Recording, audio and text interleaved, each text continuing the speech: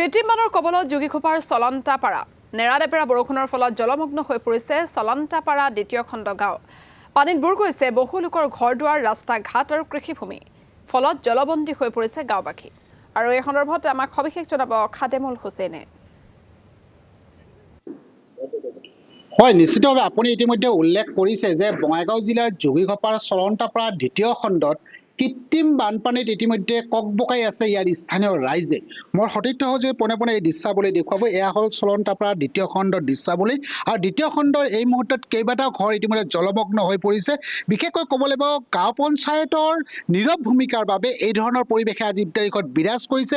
কেইবাটাও ঘৰত ইতিমধ্যে জলমগ্ন হৈছে সম্পূৰ্ণ। ইয়াৰ মোৰ সতীৰ্থ সহযোগী এই দৃশ্যাৱলী দেখুৱাইছে।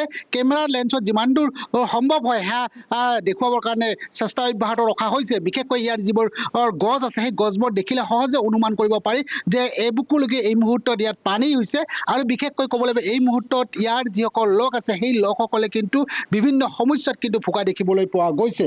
ইয়াত যিহেতু স্থানীয় ৰাইজ আছে, মই স্থানীয় ৰাইজৰ পৰা এই বিষয়ে জানিবৰ কাৰণে চেষ্টা কৰিম। এয়া হ'ল এক দীৰ্ঘদিনীয়া সমস্যা আৰু এই সমস্যাটো কি ধৰণে বিশেষকৈ অৱগত হৈছিল আৰু বিশেষকৈ মই আপোনাৰ পৰা জানিব বিচাৰিছোঁ যে আপোনালোকৰ এক দীৰ্ঘদিনীয়া সমস্যা বিশেষকৈ যোগীঘোপা চলন্তাপাৰাৰ যিটো চলন্তাপাৰা পঞ্চায়ত আছে, চলন্তাপাৰা পঞ্চায়তে কিন্তু আপোনালোকক যিধৰণে চাব লাগিছিল সেইধৰণে নাচোৱাৰ এক অভিযোগ উত্থাপন হৈছে। কি ক'ব?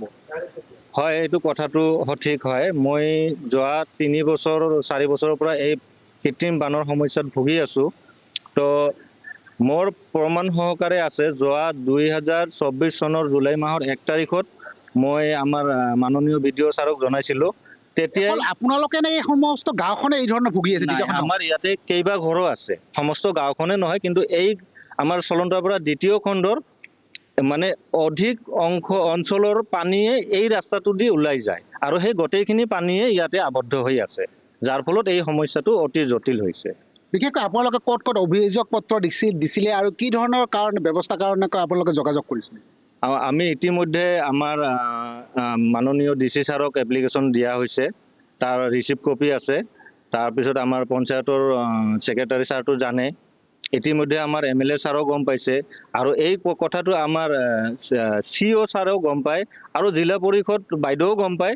তেখেতকো আমি লগ কৰিছিলোঁ। তেখেতে আমাক ডাইৰেক্টলি কৈছে যে আমি এইটো অতি সোনকালে ছেক্ৰেটাৰীক কৰিবলৈ কৈছোঁ, কিন্তু ছেক্ৰেটাৰী এতিয়ালৈকে ষ্টাৰ্ট কৰা নাই। আজি প্ৰায় এইটো 4-5 মাহ আগতেই আমাক জিলা পৰিষদ বাইদেউ আৰু CO ছাৰে আমাক এই কথাখিনি জনাইছিল। নিশ্চয় স্থানীয় লোক আছে, মই আপোনাৰ পৰা কিছু কথা জানিবৰ কাৰণে চেষ্টা কৰিছোঁ যে বিশেষকৈ গাঁও পঞ্চায়তৰ কামেই হ'ল গাঁৱৰ বিভিন্ন সমস্যাসমূহ সমাধান কৰা। বাস্তৱ প্ৰেক্ষাপটত আপোনালোকৰ পঞ্চায়তে এই ধৰণৰ সমাধান কৰিলেনে? নাই কৰা। আমাৰ এইখিনিত যিখিনি আমি ভুক্তভোগী হৈ আছোঁ আজি 4-5 বছৰ হ'ল। আজি প্ৰত্যেকটো অলপ বৰষুণ অহাৰ লগে লগে এইৰকম আমি জমৰ যাতনা ভুগিব লগা হৈছে। আৰু আমাৰ ঘৰ দুৱাৰ, লেট্ৰিন বাথৰুম ইমান কষ্ট, আমি ক'ত যাম? এবুকু পানী হোৱা দেখিবলৈ পাইছোঁ। পানী মানে আপুনি এবুকু মানে এতিয়া প্ৰায় আপোনাৰ 10 ফুট পানী আছে। এইখিনিত আমাৰ 10 ফুট পানী আছে আৰু 1 ফুট হ'লে আমাৰ আৰু একদম পাকালৈকে হৈ যাব। আৰু এক ৰাতিৰ পানী এইখিনি যিমান অঞ্চলৰ পানী আছে একদম চলন্তাপাৰা বজাৰৰ পৰা চব পানী আমাৰ এইটো যায়। হয়, খাদেমুল হুছেইন, আপোনাক এই মুহূৰ্তত ধন্যবাদ জ্ঞাপন কৰিছোঁ আপুনি ৰাইজৰ সমস্যাৰ বিষয়ে জনোৱাৰ বাবে।